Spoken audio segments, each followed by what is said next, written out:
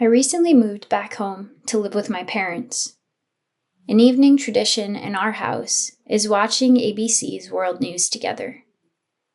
Each night we watch as natural catastrophes desiccate people's homes.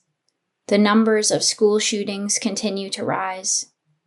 Migrants are attacked and criminalized. It all feels too much to witness, and I oscillate between feelings of grief to feeling numb. The words of the prophet Habakkuk remain on the tip of my tongue and in the quadrants of my heart. Why do you let me see this ruin? Why must I look at misery? Digital access to global news and media offers a unique connection to suffering as compared to other moments in history. This proximity to suffering and the constant inundation of bad news implicates us. When we witness suffering in our world, do we turn our backs on those most in need?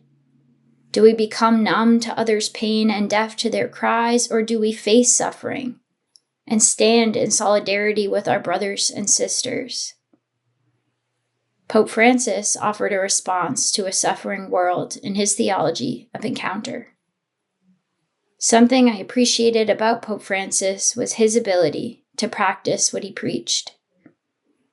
One of my favorite Pope Francis moments was his encounter with Emanuele, an 8-year-old boy from Rome.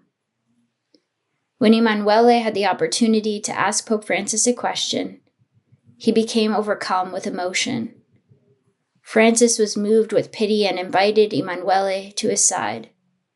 And during their embrace, Emanuele asked Francis his question, and when he returned to his seat, Francis told the crowd, a crowd of mostly children, if only we could all cry like Emanuele when we have an ache in our hearts like he has.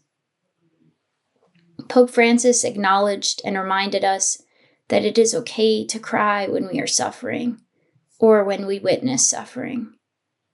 Francis saw Emanuele's tears as not only an act of bravery, but also as something profoundly human.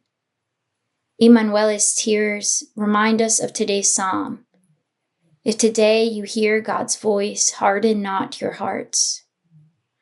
It can be tempting to turn away from suffering, to numb our own feelings in response to what we see. And I'm not a very patient person.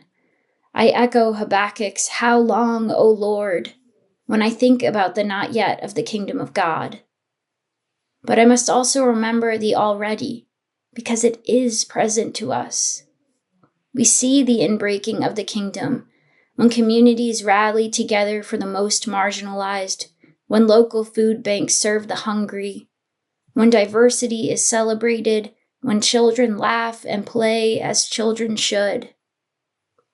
And when we see the not yet, so blatantly present before our eyes, let us recall Timothy's words in our second reading. For God did not give us a spirit of cowardice, but rather of power and love and self-control. So do not be ashamed. When I watch the news with my parents each night, when I pray for those I've encountered through immersion trips or within my own community, when I lobby for equality and compassion, I will not be ashamed to weep, to feel my heart break as I see the reality of suffering in this world. I pray that you too will not allow your heart to harden as you witness violence and destruction.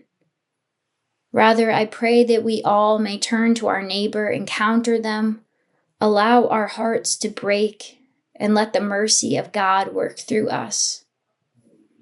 Have faith, even if it be the size of a mustard seed, because God's kingdom will come, on earth as it is in heaven.